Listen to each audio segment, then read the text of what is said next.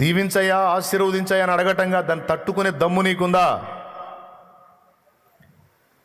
దరిద్రతలో ఉన్నవాళ్ళు, అప్పుల పాలై ఉన్నవాళ్ళు, ఆర్థికంగా నలిగిపోతున్న వాళ్ళు ఎక్కువ శాతం మంది ఆ అప్పులలోంచి విడుదల కావాలి. నాకు సమృద్ధి నా ఇంట నివసించాలి, నా ఇంట సమృద్ధి ఉండాలి దేవా, అనేక మందికి ఇచ్చే స్థితిలో నేను ఉండాలి, నీ పిల్లలకు అనేక మందికి సహాయం చేసే స్థితిలో నేను ఉండాలని నువ్వు దేవునికి ప్రార్థన చేస్తావు. న్యాయమే, మంచి ప్రార్థనే, దేవుడు కూడా ఇవ్వాలనుకుంటాడు.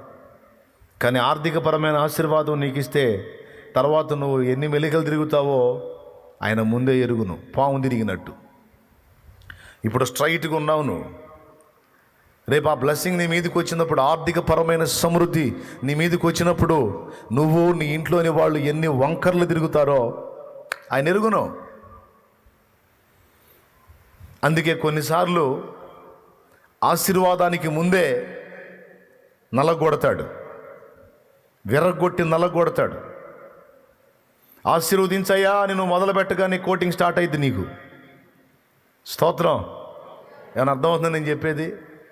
ఆశీర్వదించయ్యా అని నువ్వు మొర్ర పెట్టగానే, దేవా నన్ను దీవించవా అని నువ్వు గోజాటం మొర్ర పెట్టగానే ఇక నీకు కౌంటర్ స్టార్ట్ అయింది. ఇక విరిగి నలిగిన అనుభవంలోనికి నెడతాడు.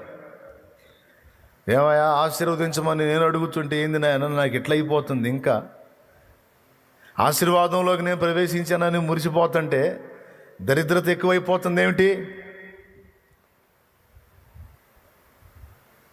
నిజంగా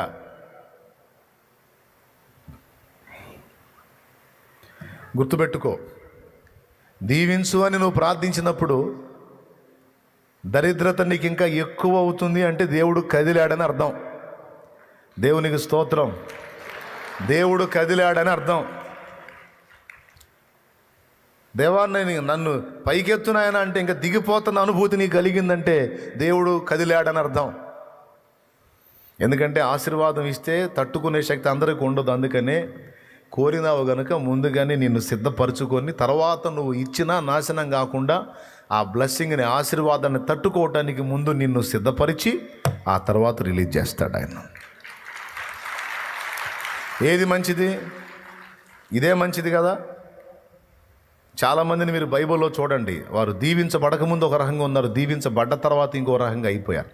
సౌలు ఆశీర్వాదానికి ముందు, ఆశీర్వాదానికి అప్పుడు పేపర్ న్యూస్ వచ్చేది, జుట్టు లేకపోతే మా ఆయిల్ రాసుకుంటే జుట్టు వచ్చిద్దని ఫోటోలో 2 ఫోటోలు వేసేవాడు. మా ఆయిల్ వాడక ముందు జుట్టు ఉండదు, మా ఆయిల్ వాడిన తర్వాత జుట్టు ఉంటుంది. మీరు చూసారు ఎట్లాంటి ఫోటోలు? ఇప్పుడు కూడా అడ్వర్టైజింగ్లో వస్తున్నాయిగా, చూడలేదా? వాడకముందు పైన టైటిల్ అనమాట, వాడకముందు వాడిన తర్వాత. అట్లాగే దేవుడు ఆశీర్వదించక ముందు సౌలును చూడండి, ఆశీర్వదించిన తర్వాత సౌలును చూడండి. అంతకుముందు ఇశ్రాయేలు దేవుడైన యెహోవా విషయంలో రోషం కలిగి ఉన్నాడు. ఆశీర్వాదం పొందిన తర్వాత కర్ణపిశాచి దగ్గర కూడా పోయాడు. ఏ పిశాచి? కర్ణపిశాచి దగ్గర కూడా పోయాడు.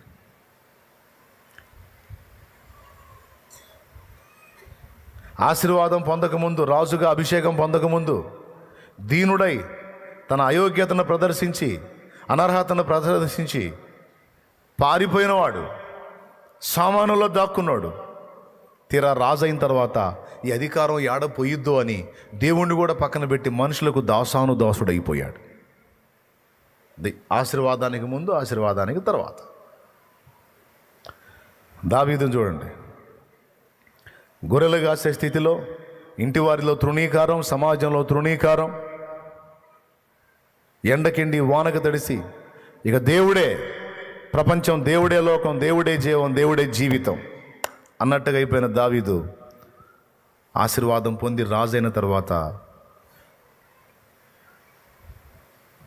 తట్టుకోలేనంత గొప్ప పాపము చేసినట్టు మనకు లేఖనంలో రాయబడి ఉంది.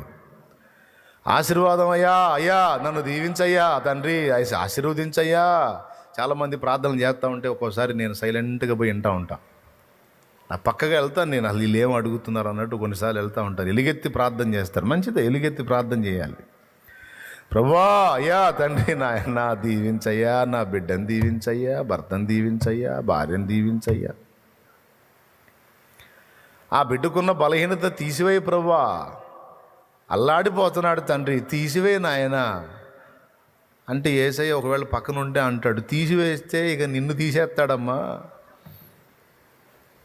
ఆడిప్పుడు నిన్ను కొట్టకుండా తిట్టకుండా అట్టున్నాడు అంటే ఆడి పని అయ్యింది, అందుకు అట్ట అయిపోయాడు దీనుడుగా, నువ్వు తీసివే నాయన తీసివే తండ్రి అంటే తీసేస్తే నిన్ను తీసేస్తాడు భూమి మీద నుంచాడు, ఆ ముళ్ళు ఉండనే అంటాడు ఆయన. తీసివే తండ్రి తీసివే అంటే నీకు చిక్కడమ్మవాడు అంటాడు. కొన్నిసార్లు మనం అడుగుతాం మనకు తెలియకుండా మనకు నష్టాలు కలిగించేవి. దేవా సమస్య నుండి విడిపించు, శోధన తొలగించు, దరిద్రత నుంచి విడిపించు, నన్ను ఆశీర్వదించంటాం ఎంత మాత్రం తప్పు కాదు. అయితే దానికి తట్టుకునే శక్తి కూడా మనకు కావాలి అనేది ముఖ్య అంశం. హల్లెలూయా. కార్యాన్ని చేయగలడు, కానీ దాన్ని పొందుకోవడానికి కావలసినటువంటి ఆత్మీయ స్థిరత్వం నీకు వచ్చేటట్టు ముందు జాగ్రత్త తీసుకుంటాడు. కొన్నిసార్లు ఇచ్చి కూడా, కొన్నిసార్లు నీకు ఇచ్చి కూడా, సమృద్ధినిచ్చి కూడా మరొక విధంగా నలుపుతూ ఉంటాడు. మొత్తం మీద ఎట్లా జోక్యం చేసుకున్నా ఒకటి మాత్రం నిజం, ఆయన మనల్ని 100% ప్రేమించేది నిజం. ఏది చేసినా మన మంచికి, మన ఆశీర్వాదంలో స్థిరంగా ఉండటానికే చేస్తాడు. హల్లెలూయా. ఏమంటారు?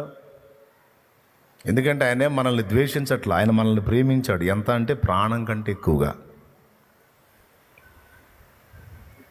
కాబట్టి ఎప్పుడో చచ్చిపోయిన తర్వాత పరలోకంలో ఇచ్చేటువంటి మహిమ మాత్రమే కాదు, భూమి మీద కూడా మనం ఆశీర్వాదకరంగా ఉండటము దేవుని చిత్తం. శాపగ్రస్తంగా, దరిద్రగొట్టు స్థితిలో, దిగజారిన స్థితిలో, చేతులు జాపే స్థితిలో, బిచ్చమెత్తే స్థితిలో మనం ఉండటం ఆయన సంకల్పం కాదు. ఆయన పిల్లలుగా ఉన్న మనం ఇహమందును పరమందును కూడా ఆశీర్వాదకరంగా ఉండాలనేదే ఆయన సంకల్పం. ఎందుకంటే ఆయన మనల్ని ఎలా పిలిచాడని ఉంది, ఆశీర్వాదమునకు వారసులుగా ఉండుటకు ఆయన మనల్ని పిలిచాడు. పాత నిబంధనలో చూసిన భక్తులందరినీ కూడా ఆయన స్పెషల్గానే దీవించాడు. అబ్రహాముని మీరు గమనిస్తే అబ్రహాము అన్ని విషయాల్లో ఆశీర్వదించబడ్డాడని రాసుంది. ఆర్థికంగా దీవించబడ్డాడు, సంతానపరంగా దీవించబడ్డాడు, ఫ్యామిలీ పరంగా దీవించబడ్డాడు, ఆత్మీయతలో కూడా దీవించబడ్డాడు. అబ్రహాము అన్ని విషయాల్లో ఆశీర్వదించబడ్డాడని దేవుని వాక్యం పాత నిబంధనలో స్పష్టంగా ఉంది. ఆదికాండం ఒకసారి చూసా, ఆ ఒక వచనం అండర్లైన్ చేసుకోండి ఒకసారి. 24వ అధ్యాయం మొదటి వచనం. 24:1 చూడమ్మా. అబ్రహాము బహుకాలము గడిచిన వృద్ధుడయ్యుండెను, అన్ని విషయములలోనూ యెహోవా అబ్రహామును ఆశీర్వదించెను. దేవునికి మహిమ. పెద్దగా చెప్పండి, ఇంకోసారి గట్టిగా చెప్పాలి. ఏంది సౌండ్ డౌన్ అయింది ఇవాళ మనోళ్ళదే?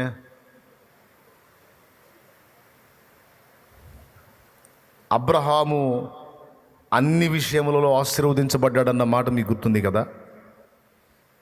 ఆయన వారసులు, ఆయన పిల్లలు మన విశ్వాసాన్ని బట్టి.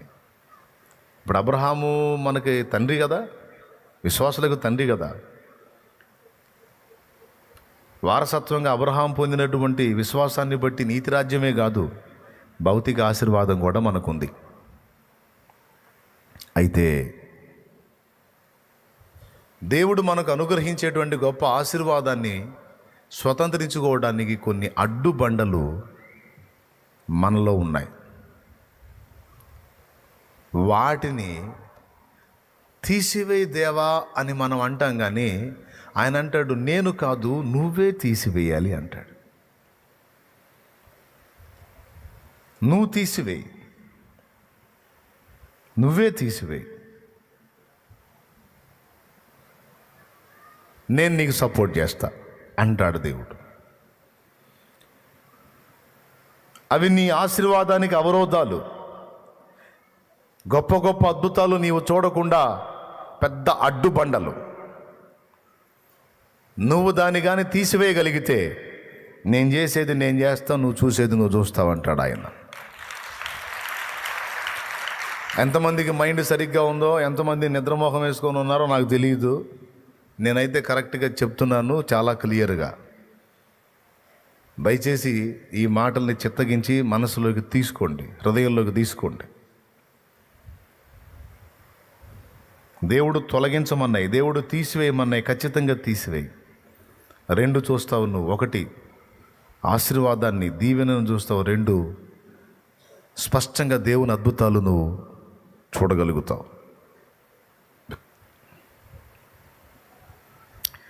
ఐగుప్తు దేశంలో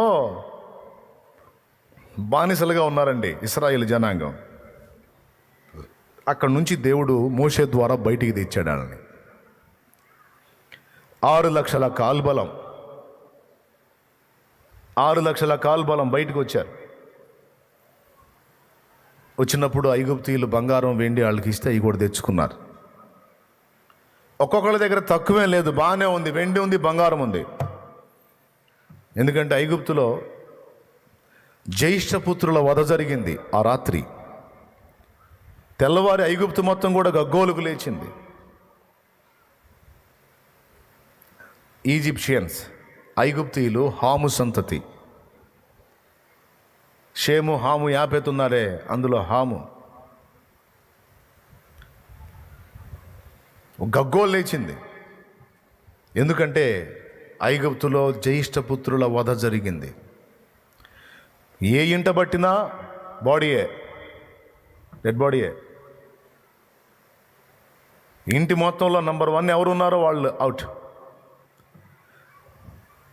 ఈ దారుణం దెబ్బకి అందరూ కంగారు పడిపోయి ఐగుప్తు రాజైన ఫరోతో సహా బిత్తరపోయి, పొండ్రా బాబు మీరు వద్దు పొండని పర్మిషన్ ఇస్తే ఇశ్రాయేలు జనాంగం రెడీ అయి బయలుదేరారు.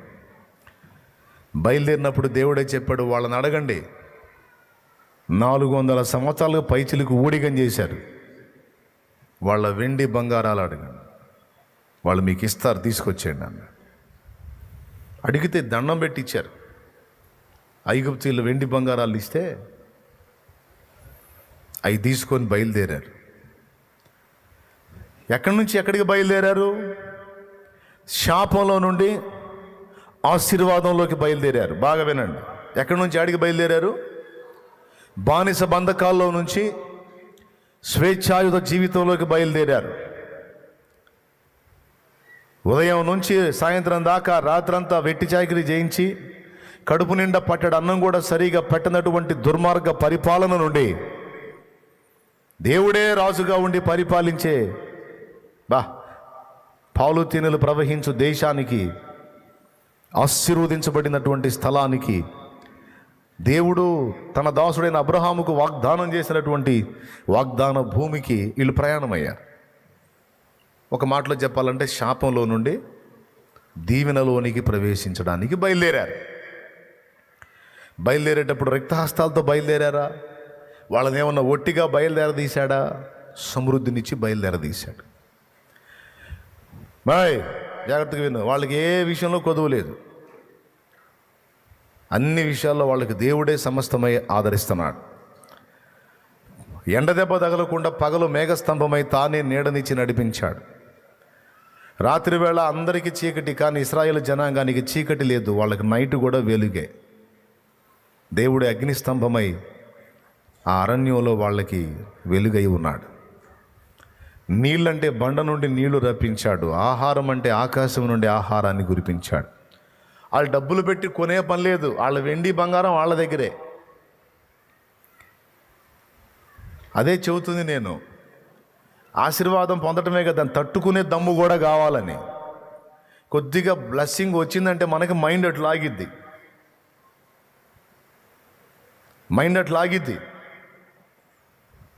ఇలా బయలుదేరి ఒక ప్రాంతానికి వచ్చినప్పుడు అహరోన్ని, మరో ప్రాంతంలో మోషేని దేవుడు బ్రేక్ చేశాడు. దగ్గరికి చేరారు. వాగ్దత్త దేశానికి యెహోషువ నాయకుడిగా నిలబెట్టాడు. ఆ యెహోషువ నాయకత్వంలో ఎరికో పట్టణాన్ని ముట్టడి వేయటం అనేది జరిగింది. ఆ ఎరికో పట్టణాన్ని ముట్టడి వేసినప్పుడు దేవుడు ఇశ్రాయేలు యోధులకు చెప్పింది ఏంటంటే, అది శాపగ్రస్తమైన పట్టణము, శపితమైంది గనక అందులో ఏది కూడా మీరు తెచ్చుకోవద్దు. శపితమైన వాటిని మీరు తెచ్చుకోవద్దు, అవి నీకు పనికిరావు, అవి నీ ఇంట ఉండకూడదు అని చెప్పాడు. సరే వెళ్ళారు, దాన్ని గెలిచారు, అందరూ జాగ్రత్తగా వచ్చారు, ఎవడేది ముట్టలా. కానీ ఆకాను అనేవాడు మాత్రం ఒక బంగారు కమ్మెను తెచ్చుకున్నాడు అక్కడి నుంచి. అలాగే షినారు వస్త్రం తెచ్చుకున్నాడు. అవి రెండు ఆకర్షించినాయి. బంగారము ఆకర్షణీయమైన వస్త్రాలు ఆకర్షించినాయి మనోడిని. మనోడేమో లేక ఎడుతున్నాడా? వస్త్రాలు ఏమన్నా తనకి ఇబ్బందిగా ఉన్నాయా? 40 సంవత్సరాల నడకలో వస్త్రాలు పాతగిలలేదు, చెప్పులు అరిగిపోలేదు అంటే ఎంత అద్భుతం జరిగిందో ఊహించండి మీరు. ఒక పక్క దేవుని ఆశీర్వాదాన్ని ఒక సూచక క్రియ భయంకరంగా అనుభవిస్తానే, మళ్ళీ ఒక పక్కన కక్కుర్తి. ఆల్రెడీ ఆశీర్వాదంలోనే ఉన్నాడు, ఆల్రెడీ ధనం కలిగే ఉన్నాడు, ఆయన ఇంకా కావాలి, ఇంకా కావాలి. అరే, ఐగుప్తులో ఇంత మాత్రం కూడా దిక్కు దేశాలు లేకుండా అల్లాడే వాళ్ళ చేత కొరడా దెబ్బలు తిన్నాం, తన్నులు తిన్నాం, బరికలు తీసుకొని బాధ ఆడబెట్టారు, గాడిద చాకిరీ చేశాం. ఈరోజు ఏ చాకిరీ లేదు, నడకే కదా. ఎక్కడికి? ఆశీర్వాదంలోనికి, శాశ్వత దీవెనలోనికి నడకే కదా. అన్నీ దేవుడే చూసుకుంటున్నాడు. ఇక మనకు కొద్దివేముంది? ఒక పక్క దేవుని మహిమను అనుభవిస్తా, ఇక వెండితో పని ఏంటి, బంగారుతో పని ఏంటి, షీనారు వస్త్రాలతో పని ఏంటి? చిచ్చి, ఎందుకు? అందులో స్పష్టంగా చెప్పాడు యెహోషువ, ఎందుకు లేబ్బా అనుకుంటే పోయే, అనుకోలా, దురాశకు లోనయ్యాడు. యాకోబు రాసిన పత్రిక 1వ అధ్యాయము 13వ వచనం, దురాశ గర్భమును ధరించి పాపమును కనగా పాపం పరిపక్వమై. చదువు తల్లి, యాకోబు రాసిన పత్రిక 1వ అధ్యాయము 13-14 వచనాలు చూడు. అదే మాట ఉంటుందిలే, కనపడలేదా? 15వ వచనం చదువు. దురాశ గర్భమును ధరించి పాపమును కనగా పాపం పరిపక్వమై మరణమును కనును. చూడండి, మనోడి హృదయంలో ఈ కక్కుర్తి బుద్ధి, దురాశ లేకేం లేదు. బంగారు కమ్ముంటే దాన్ని అమ్మి సొమ్ము చేసుకోవాల్సిన అవసరం లేదు. షినారు వస్త్రాలతో ఎచ్చులు పడాల్సిన అవసరం అంతకన్నా లేదు. అంతా తన స్వజనం. అయినా సరే ఒకరికంటే వేరుగా నేను స్పెషల్గా కనబడాలి, షినారు వస్త్రాలు నాకు ఉపయోగపడతాయి, బంగారం కూడా ఇతరుల కంటే నా దగ్గర ఎక్కువ ఉండాలి. తెచ్చుకున్నాడు బంగారు కమ్మె, వస్త్రాలు గుట్టుగా గుడారంలో మధ్యలో భూమిలో పాతిపెట్టాడు. ఎవరికి మళ్ళీ చెకింగ్ చేసినా అర్థం కాకుండా తన గుడారంలో వాటిని దాచాడు.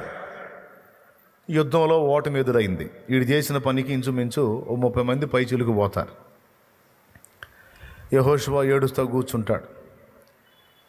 నీ దినములన్నిట ఎవరు నీ ఎదుట నిలువలేరనే వాగ్దానమిచ్చావే. ఎందుకు నాయన మరి ఇలా చేశావు? నేను నీకు తోడై ఉంటాను, నీ ఎదుట ఎవ్వడో నిలవడని వాగ్దానం చేశావు. ఎందుకు ఇంత దారుణం జరిగింది దేవా అని ఏడుస్తూ కూర్చుంటే దేవుడు మాట్లాడాడు, యెహోషువ, నువ్వు దుఃఖముఖుడవై నేల తల ఉంచి ఎందుకు కూర్చున్నావు? లే, ఇశ్రాయేలు పాపం చేశారు అన్నాడు. అందులో నుంచి ఆ పాపాన్ని పరిహరించు నువ్వు అన్నాడు. అప్పుడు ఇక అందరినీ గ్రేడ్ చేస్తే మనోడు దొరికాడు, ఆకాన్. శపితమైనవి తెచ్చి తమ గుడారంలో పెట్టుకున్నవారు నీలో ఉన్నారు, గ్రేడ్ చేయమన్నాడు. అప్పుడు ఆకాను పట్టబడ్డాడు. జబ్దీ మనవడు కర్మీ కుమారుడు ఆకాను, అంతేనా? యెహోషువ అన్నాడు, కుమారుడా ఏం జరిగిందో చెప్పు అన్నాడు. ఇక క్లీన్గా అతనే క్యాచ్ అయ్యేసరికి ఇక భయం వచ్చింది. చెప్పాడు, శపితమైనవి ముట్టవద్దు, శపితమైనవి తెచ్చుకోవద్దని మీరు చెప్పారు. మీరు కాదు, దేవుడే చెప్పాడు. అయినా నేను ఆ మాటలను త్రోసివేసి యెరికో ప్రాంతములో మనం అటాక్ చేసినప్పుడు ఒక బంగారపు కమ్మి, షినారు వస్త్రములు నేను తెచ్చుకున్నా. అదిగో నా గుడారములో మధ్యలో దాన్ని భూమిలో పాతిపెట్టా. అంటే పోయి చెక్ చేస్తే అవి ఉన్నాయి. తర్వాత ఆకాను ఏమయ్యాడో, ఆ ఫ్యామిలీ ఏమైందో మీకు తెలుసు. ఈ ఒకడు చేసిన పనికి టోటల్ ఫ్యామిలీ ఎఫెక్ట్ అయిపోయింది. ప్రియులారా గమనించండి, దీవెనైనా శాపమైనా కనీసం ఫ్యామిలీలో ఒక్కడైనా దేవునికి కనెక్ట్ అయి ఉంటే ఆ ఒకరిని బట్టి దీవెన వస్తుంది. శాపం కూడా ఫ్యామిలీ మొత్తంలో ఒకడు దరిద్రుడై ఉంటే, ఒకతే దరిద్రురాలై ఉంటే ఆ ఒకదాన్ని బట్టి దరిద్రపు పేరు వచ్చింది, శాపం కూడా వచ్చే అవకాశం ఉంది. ఆ దరిద్రుని బట్టి ఇబ్బంది కూడా వచ్చే అవకాశం ఉంది. ముఖ్యంగా కుటుంబంలో ముఖ్య వ్యక్తులుగా పరిగణించబడ్డ వాళ్ళ విషయంలో చాలా కేర్ఫుల్గా ఉండాలి. ఆశీర్వాదమైన అలానే, శాపమైన అలానే. స్తోత్రం చెబుతారా గట్టిగా?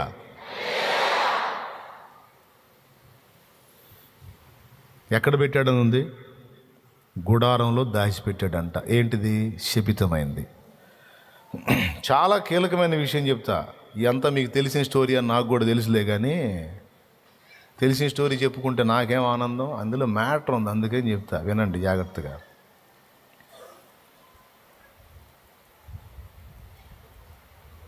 గుడారము అంటే మనం చూసేటువంటి గుడారం, ఆకాను గుడారం మామూలు హస్తకృత గుడారం. కానీ ఆ గుడారం కాకుండా మనుష్య దేహం కూడా గుడారంతో పోల్చబడింది. 2 కొరింథీ పత్రిక 5వ అధ్యాయం 1వ వచనం చదువు.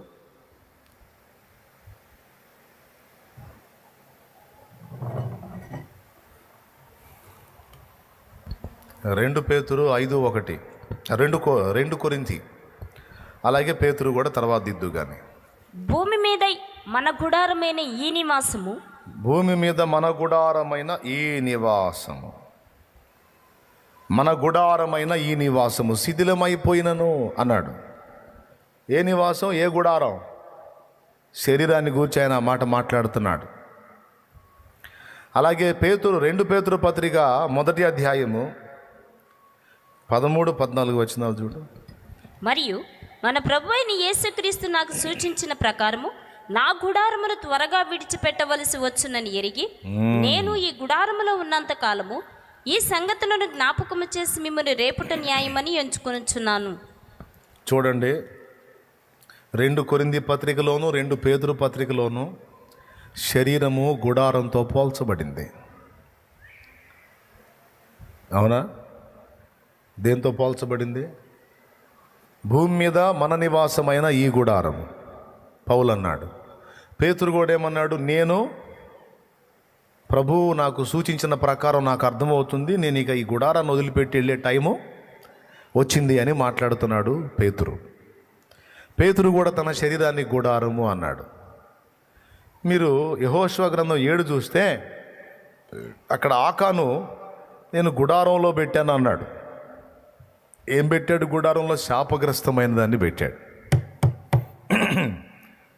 1 కొరింథీ పత్రిక 10వ అధ్యాయము 1 కొరింథీ పత్రిక 10వ అధ్యాయము 11వ వచనం మనం చదివితే, ఈ సంగతులు దృష్టాంతములుగా వారికి సంభవించి యుగాంతమందున్న మనకు బుద్ధి కలుగుటగా వ్రాయబడింది అని ఉంది. ఆనాడు వాళ్ళకి భౌతికంగా ఎదురైనాయి, మన ఆత్మీయ జీవితానికి కోడ్ అవుతాయి. స్తోత్రం చెప్పు. నీకు దండం పెడతాను, పెద్దగా చెప్పాను. నాకేదో డౌట్ వస్తుంది, ఏదో మొత్తుగా అమ్ముతున్నట్టున్నారు మీరు. మత్తేం లేదా? అందరు లైన్లో ఉన్నారు కదా? ఎన్నేళ్ళు? ఒకటా? రైట్.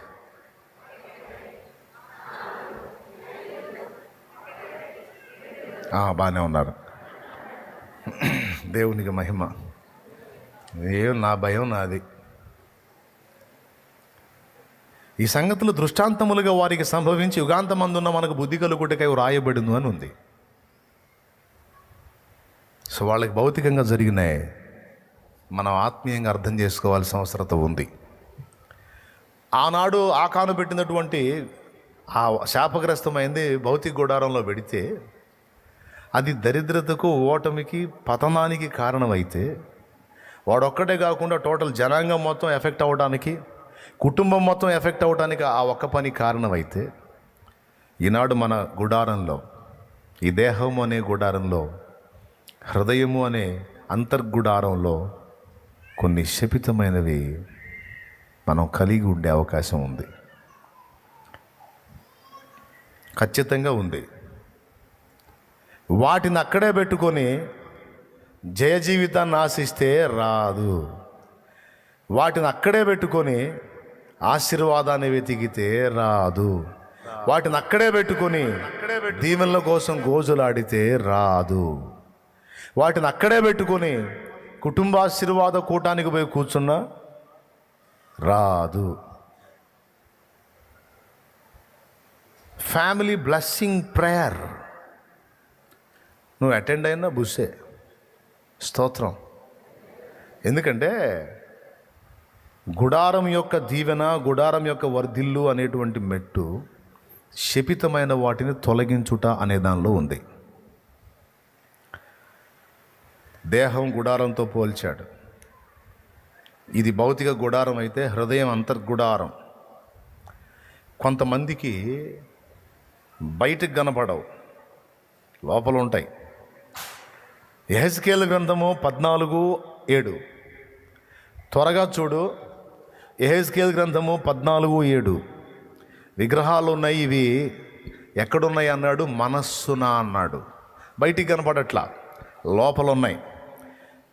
ఏమండి, చదువు ఒకసారి 14:7. ఇశ్రాయేలులోను వారి దేశంలో నివసించు పరదేశుల్లోను ఎవరైనను నన్ను అనుసరించక నాకు అన్యులై తమ మనస్సును విగ్రహములను నిలుపుకొని తమకు దోషము కలుగు చేసుకుని అభ్యంతరమును తమ ఎదుట పెట్టుకుని తమ నిమిత్తమే నా యుద్ధ విచారణ చేయవలనని ప్రవక్త ఎద్దుకు వచ్చినేడలా యెహోవానగు నేనే స్వయముగా వారికి ప్రత్యుత్తరం ఇచ్చేదను. చూసారా, ఎక్కడ నిలుపుకున్నారట విగ్రహాలను?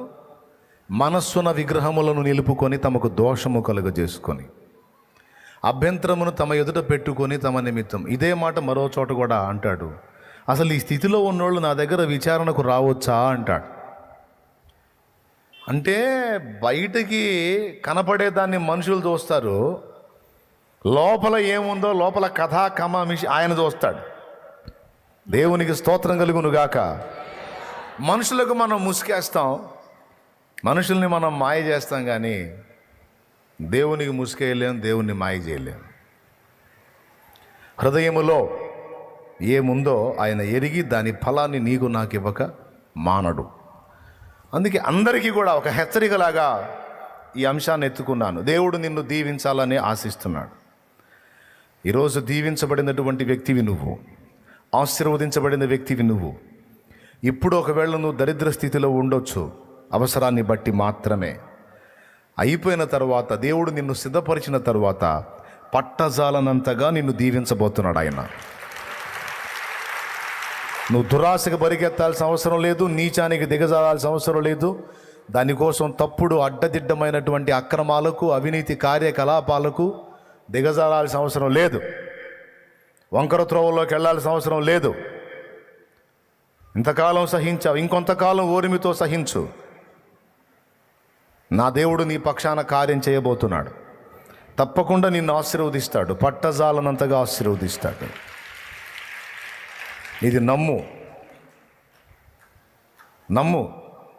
ఆ శాపంలో నుండి ఆశీర్వాదానికి బయలుదేరాడు.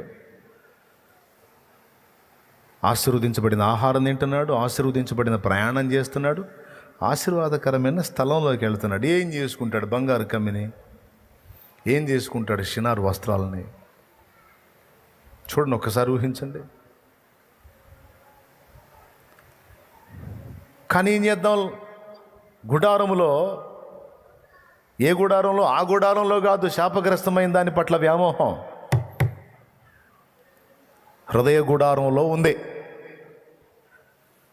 కొంతమంది ఇది ముఖ్యమైన మాట వినండి. 100లో 98% బాగానే ఉంటారు, ఎక్కడా చిక్కరు. కానీ 1, 2 లోపల పెట్టుకొని ఉంటారు. వాటి విషయంలో మాత్రం కొంచెం ఎగ్జామ్షన్ వాళ్ళే ఇచ్చుకుంటారు.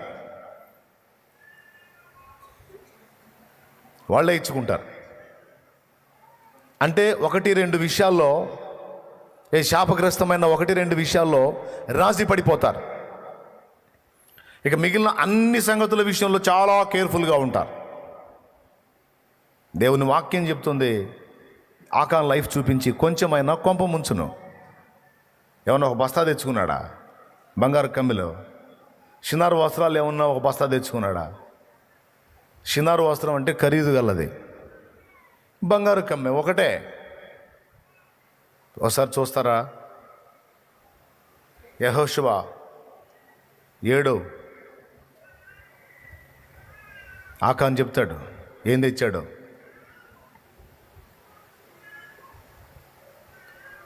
16వ వచనం నుంచి 16వ వచనం చెప్తుంది చూడండి.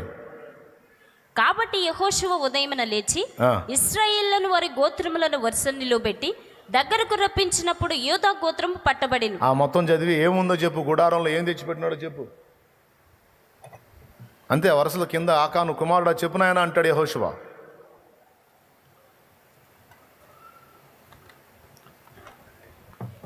ఆకాన్ యెహోషువతో, ఇశ్రాయేలుల దేవుడైన యెహోవాకు విరోధముగా నేను పాపము చేసినది నిజము.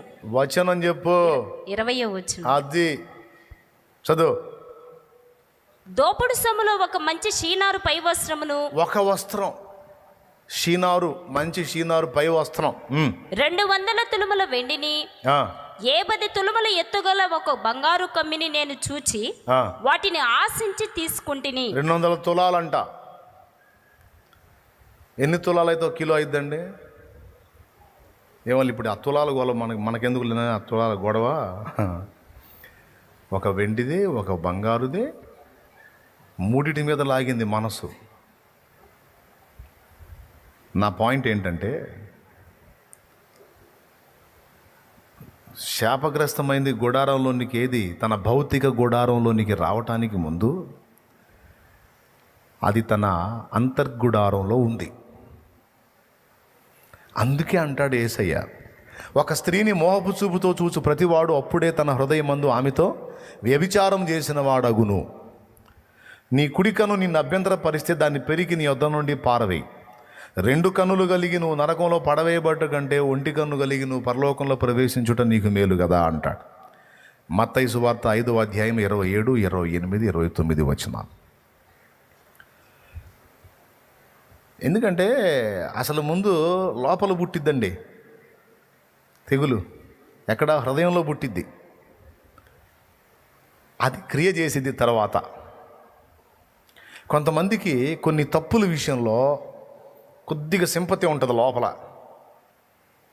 అంటే అన్నిటి విషయంలో సీరియస్గా ఉంటారు, కానీ కొన్నిటి విషయంలో మాత్రం రాజీ పడి బ్రతుకుతూ ఉంటారు. దేవుడు అంటాడు, శపితమైందంతటిని కూడా నీ గుడారంలో నుంచి పూర్తిగా నిర్మూలన చేయి, పూర్తిగా తీసేయి, అప్పుడు పూర్తిగా నువ్వు ఆశీర్వదించబడతావు అంటాడు ఆయన. పూర్తిగా నేను ఇవ్వాలనుకున్నవన్నీ నువ్వు స్వతంత్రించుకుంటావు. సమాధికి రాయడ్డున్నట్టు నీ గుడారంలో, నీ అంతర్గుడారంలో శాపగ్రస్తమైన వాటి పట్ల, కొన్నిటి పట్ల నీకు వ్యామోహం చావలేదురా నా కుమారుడా, నీకు వ్యామోహం చావలేదు నా కుమారి. వాటి మీద నీకు ఇంకా మమకారాలు ఉన్నాయి. వాటిని నిర్ద్వందంగా నువ్వు తొలగించాలి. ఇంకక్కడ ద్విమనస్సు పనికిరాదు. అది పూర్తిగా నిర్మూలన చేసిన దాకా నువ్వు నిద్రపోకూడదు, యుద్ధం ప్రకటించాలి. అది బలవంతముగా నీ యుద్ధం నుండి పెరిగివేయాలి. ఎందుకంటే నీ శరీర అవయవాల్లో ఒక అవయవం అయిపోయినాయి ఇవి. ఆయన అంటాడు, నీ కుడికను నిన్ను అభ్యంతర పరిస్థితి దాన్ని పెరికి నీ యొద్ద నుండి పారవేయ అంటాడు. కన్ను తీసేయటం ఏంట్రా నాయన అనుకుంటాను నేను. కన్ను అంటే మోహపు చూపు, తప్పుడు దృష్టి. ఎవరన్నా కనపడితే చాలు కొంచెం అట్రాక్షన్గా ఆటోమేటిక్గా దృష్టి వెళ్ళిపోయింది. ఇది ఒక అవయవం, మన కన్ను ఒక అవయవం. అట్లాగే ఈ మోహపు చూపు కూడా, ఈ దురాశ కూడా ఒక అవయవం. చూడండి కావాలంటే బైబిల్ గ్రంథంలో నేను మీకు కొలసై పత్రిక 3వ అధ్యాయము 5వ వచనం చూపిస్తాను. చూడండి. యేసు ప్రభు ఎందుకు కన్ను తీసేయమన్నాడు చూడు అక్కడ. కావున భూమి మీద మీ కన్ను ఒక అవయవం, అవయవాన్ని తీసే అంటున్నాడు. అవయవాన్ని తీసే అంటున్నాడు. నిజంగా ఈ కన్ను తీసేయమని కాదు. మన దగ్గరున్న ఈ మన అంతర్గుడారంలో ఉన్న ఈ దరిద్రపు లక్షణాలు కూడా మనకు అవయవాల్లాగా అతుక్కుపోయినాయి. వాటిని మనకు అవయవాలనే పిలిచాడు ఆయన. చదువు 3:5. కావున భూమి మీద మీ అవయవములను. కొలసైలకు రాసిన పత్రిక 3వ అధ్యాయం 5వ వచనం చదువుతుంది. మళ్ళీ చెప్తున్నా చూడండి. కావున భూమి మీదనున్న మీ అవయవములను అనగా జారత్వమును. ఇదేం అవయవం అండి మనకి? జారత్వం ఒక అవయవం మనకి. చెయ్యి ఒక అవయవం, కాలు ఒక అవయవం, కన్ను ఒక అవయవం, ముక్కు, నోరు ఈ అవయవాలు. జారత్వం అవయవం ఏంటి? ఎప్పుడన్నా ఆలోచించారా ఆ మాట గురించి? చదువు. అపవిత్రతను అంటే అపవిత్రమైన చూపు, అపవిత్రమైన ఆలోచన, అపవిత్రమైన క్రియ. మనకి చెయ్యి ఎప్పుడు అతుక్కొని ఉంటుంది, అంటబెట్టుకొని ఉంటుంది మనల్ని. ఉంటుందా? అప్పుడప్పుడు బోల్ట్ తీసి ఇంటికాడ పెట్టి తిరుగుతూ ఉంటావా? చెప్పు నాయన. ఇంతవరకు బోల్ట్ ఓట తీసి ఇంటికాడ పెట్టి బీరువాలో పెట్టి ఏమన్నా చేయలేకుండా తిరుగుతావా? నో. ఎవరో అరుదుగా పాపం చెయ్యి ఎడదా కట్ అయిపోతే వాళ్ళు కొయ్య చేయి పెట్టుకుంటారు కాబట్టి దాన్ని ఓట తీసి పెట్టుకొని విడిగా ఇంట్లో ఉన్నప్పుడు మామూలుగా ఉండే అవకాశం ఉంది. తప్పించి మామూలుగా న్యాచురల్గా మనకున్న అవయవాలు ఎప్పుడు మనతోనే ఉంటాయా, ఉండవా? ఈ జారత్వం అనేది కూడా ఒక అవయవంలాగా మానవ దేహానికి అతుక్కుపోయి ఉందంట. ఎంతమందికి అర్థమైందో ఏమో. అపవిత్రత, అపవిత్రత, అపవిత్ర ఆలోచన, అపవిత్ర తలంపు, అపవిత్రమైన ఊహలు, అన్ని విషయాల్లో హేయత. ఇది కూడా ఒక అవయవంలాగా మన బాడీకి అతుక్కొని ఉందంట. చదువు. కామాతురతను. అద్దుగో కామాతురత. చదువు. దురాశను. దురాశ ఒక అవయవం. విగ్రహారాధన అయిన ధనాపేక్షను చంపివేయుడి. అద్దుగో డబ్బు వ్యామోహం. ఇదొక అవయవం. ఇవన్నీ 5 రకాల అవయవాలు చెప్పాడు అక్కడ. చదువు. 1 నంబర్ 1 జారత్వము, నంబర్ 2 అపవిత్రత, నంబర్ 3 కామాతురత, నంబర్ 4 దురాశ, నంబర్ 5 విగ్రహారాధన. అద్దుగో ఈ అవయవాలు. ఇంకా మీకు మిగిలినవి కూడా కావాలంటే గలతీ పత్రిక 5వ అధ్యాయము 19వ వచనం చూస్తే ఇంకా మిగిలినవి కూడా వస్తాయి. మన అవయవాలు, మన శరీరము, కాళ్ళు, చేతులు, నోరు, కన్ను, ముక్కు, చెవి, బహిర్గత అవయవాలు, అంతర్గత గుండె, కిడ్నీలు, లివరు, ఊపిరితిత్తులు, మెదడు, అంతర్గత అవయవాలు. ఆ లోపలివి బయటివి వీటితో పాటు అదనంగా యాడైన అవయవాలట ఇవి. ఓరు బాబా, మీకు బయటికి కనపడే కాదురా నాయన, మీకు కనపడని అవయవాలు చాలా ఉన్నాయి. మచ్చు తొనకలాగా ఇక్కడ ఒక 5 చూపిస్తున్నాను, మిగిలినవి అక్కడ ఉన్నాయి చూసుకోండి అంటాడు. చదువు నాయన. శరీర కార్యములు స్పష్టమై ఉన్నవి. అవేవనగా జారత్వము. మళ్ళీ ఇక్కడ అదే వరుస తీసుకొస్తాడు చూడండి. ఇక్కడ కూడా జారత్వం అన్నాడు, అపవిత్రత. అది ఇక్కడ కూడా అపవిత్రత అన్నాడు. ఇందాకేమన్నాడు? ఇందాక అక్కడేమన్నాడు? కొలసై పత్రిక 3:5లో అవయవాల పేర్లు లిస్టు చెబుతూ ఏ లిస్ట్ వచ్చింది చూడు. జస్ట్ ఇక్కడ ఒక 5 చూపించాడు, అక్కడ మిగిలినవన్నీ చూపించాడు.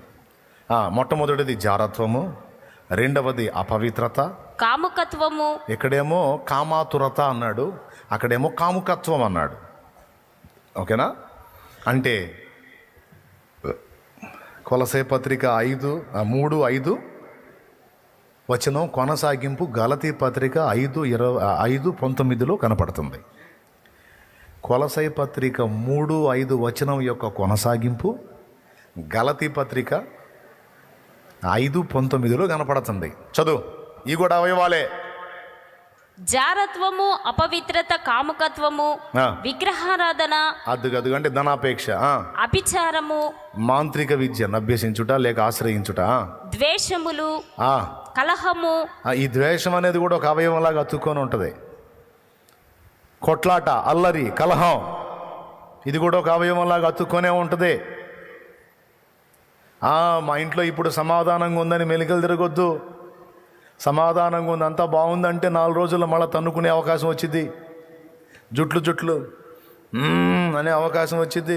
ఓయ్ ఇది అట్లా చూడు. చదువు. మత్సరములు, కుళ్ళుబోతు బుద్ధి, క్రోధములు, కడుపులో కక్ష పెట్టుకొని, కక్షలు, భేదములు, క్రోధం, విమతలు, ఆగాగు భేదము, హెచ్చు తగ్గులు, విమతములు, అసూయలు, మత్తతులు, అల్లరితో కూడిన ఆటపాటలు మొదలైనవి. ఇవన్నీ కూడా అవయవాలాగా అతుకొని ఉన్నాయి. నేను చెప్పానా ఆయన చెప్పాడా? భూమి మీద మీ అవయవములు,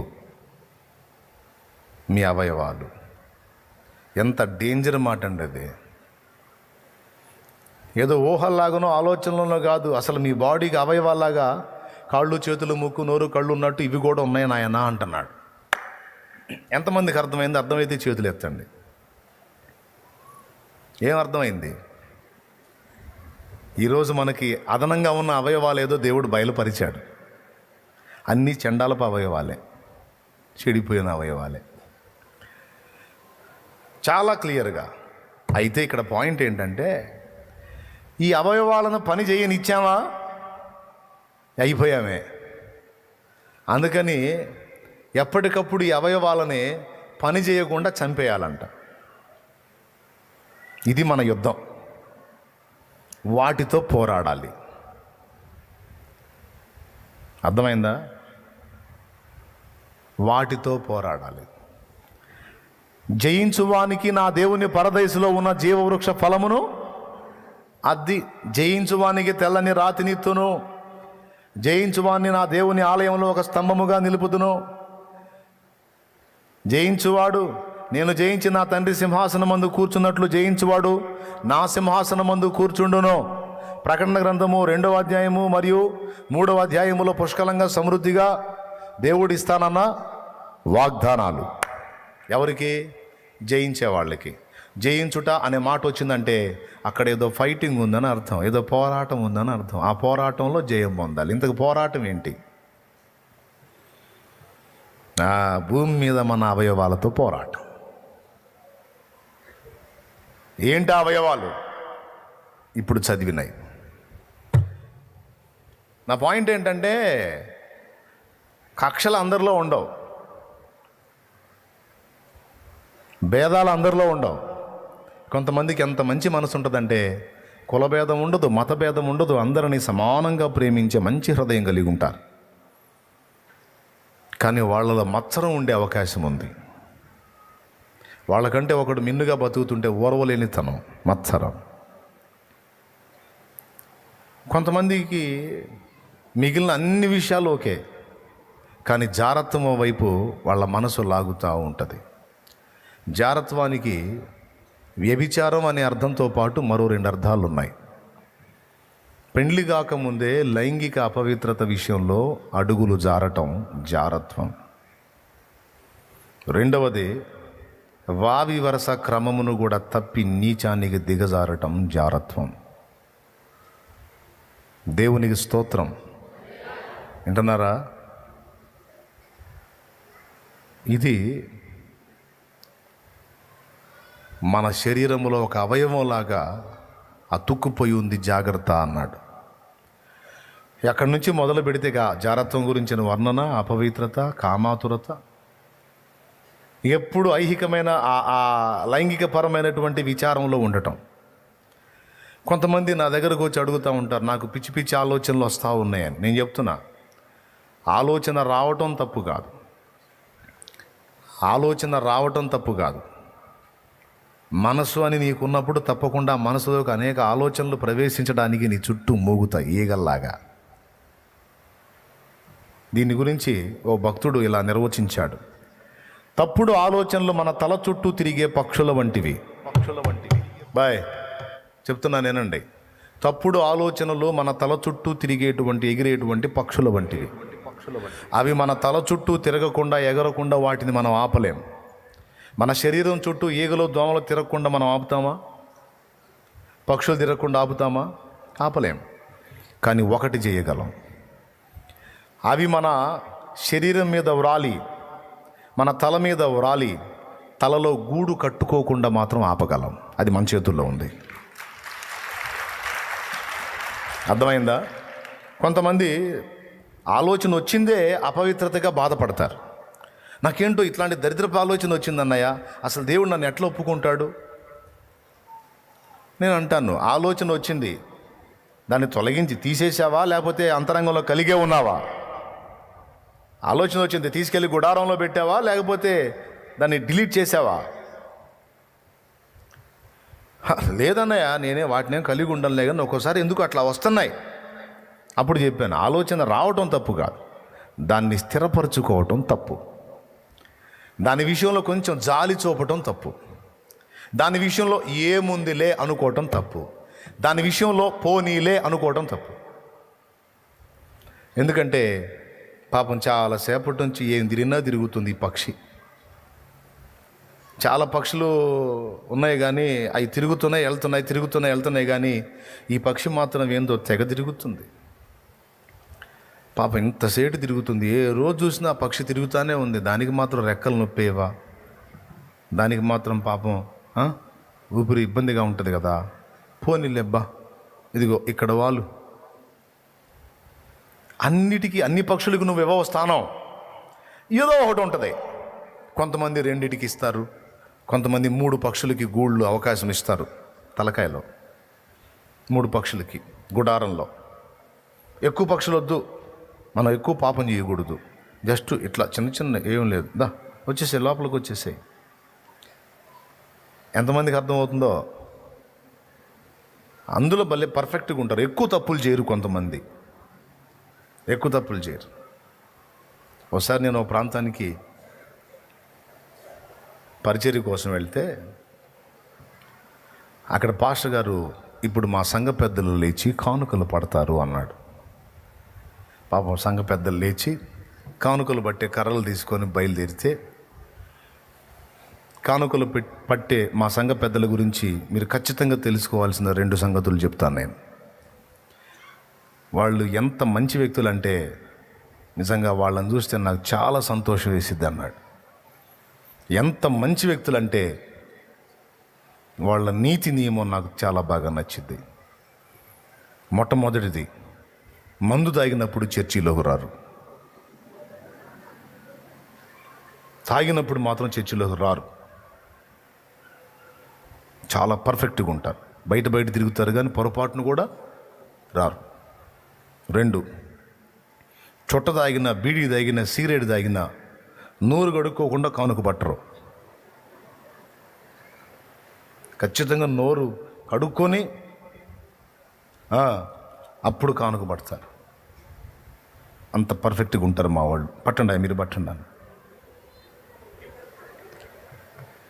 వాళ్ళే నవ్వుకుంటూ పడుతున్నారు. దుర్మార్గుడు మమ్మల్ని బుక్ చేసాడని నవ్వుతున్నారో లేకపోతే పొగిడాడని నవ్వుతున్నారో అర్థం కాలేదు. మొత్తం నవ్వుకుంటూ పడతాం. ఇప్పుడు ఏమర్థమైంది మీకు?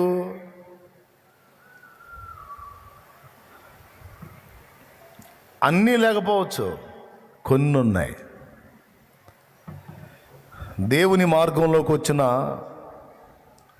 తొలి దినాలలో ఇదే మాట నాతో దేవుడు మాట్లాడాడు. నా కుమారుడా, శాపాలకు నిలయమైపోయిన నీ నివాసం, నీ గుడారం, నీ ఇల్లు, అలాగే నీ ఒళ్ళు మొత్తం క్లీన్ కావాలి. నేను నివాసం ఉండాలి, నా సన్నిధితో నేను రావాలి, నువ్వు కడగబడాలి. ఒక అతిథి మన ఇంటికి వచ్చినప్పుడు ఇల్లు మొత్తాన్ని శుభ్రం చేసి నీటుగా ఆ వ్యక్తి వచ్చి మన ఇంట బస చేయటానికి అనుగుణ్యంగా అన్నీ సిద్ధపరిచినట్టు నేను నీ ఇంట నివాసం ఉండటానికి అనుగుణ్యంగా నీ హృదయం పూర్తిగా క్లీన్ అవ్వాలి.